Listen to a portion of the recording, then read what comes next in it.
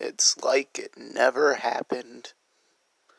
If you don't already know, my name is Jimmy, and I am from South Dakota. And yeah, it's pretty boring here. But there is this one story I gotta tell. So sit around the campfire and sing some campfire songs. You know, I used to love the Goonies. And I mean really loved the Goonies. But did you ever hear that there was a Goonies, Jetsons, and Randy and Friends collaboration? No, I bet you haven't. But this isn't the usual collaboration. As you see, it was overflooded with the characters, and it ripples a time-space continuum of how cartoons even exist. This could honestly explain that future pandemics and wars. This has the answer for everything. And you don't understand me? Then you put on your tinfoil hat, damn it, I swear the aliens will talk to you. I was walking down the corner shop on a Saturday morning. It was a little brisky out, so I had my Letterman jacket on, looking all stylish, wearing my pink sweatpants and Skechers light up sneakers, and my Teen Titans Go hat, of course. I was looking pretty fresh, if you tell me. There was this one kid, though, who didn't like my getup, and he spat in my face, so me and the boys went to town on him. And by me and the boys, I went, well, me and my Buzz Lightyear toy. But that's not the point. I went into the corner shop to get a Slurpee and a hot dog. But I found something very interesting in the DVD section. They had this little kiosk. And it was the Goonies extended cut. And I was like, wow, I haven't seen the Goonies in forever. I might buy this. So I went ahead and bought it. And the cashier said it is 2 cents in a used condom. Well, luckily, I had the right utilities to pay for it.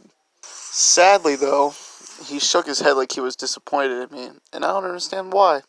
I think I made a smart decision buying some good, quality, family entertainment. But then he looked at me and he goes, "What the fuck is wrong with you? You're 27 and dressed like you're 4, you millennial bastard." Okay, Mr. Bank Teller from Chowder, maybe you can lay the fuck off my outfit. So I walked down the street, and this guy named Abdul was selling shawarma. He kept waving a chicken in my face and telling me to take care of it. Well, I just pushed him into the middle of the street, and he got pelted by a semi-truck. "CPS called, and you're going morally bankrupt, bitch." A nerd with glasses on and a striped shirt just came out of nowhere and started dancing like this dude I know named Fishnark. But that's not the point. CPS doesn't make people bankrupt. They take away people's kids. What was this guy even talking about? Whatever. I Sparta kicked him down into a sewer hole, and I went back into my house to enjoy some good, quality entertainment. I started up the movie, and the title screen was a little weird this time. It didn't show the Goonies. It showed a Hulk Hogan violently butt-fucking sloth. "Oh yeah, brother, you're gonna get it right in that Cyclops eye. Ruth, Ruth, Ruth, baby Ruth." And instead of Goonies, it said Good Peas? The fuck does that even mean? Well, either way, I clicked play and it took me to scene selection for some reason.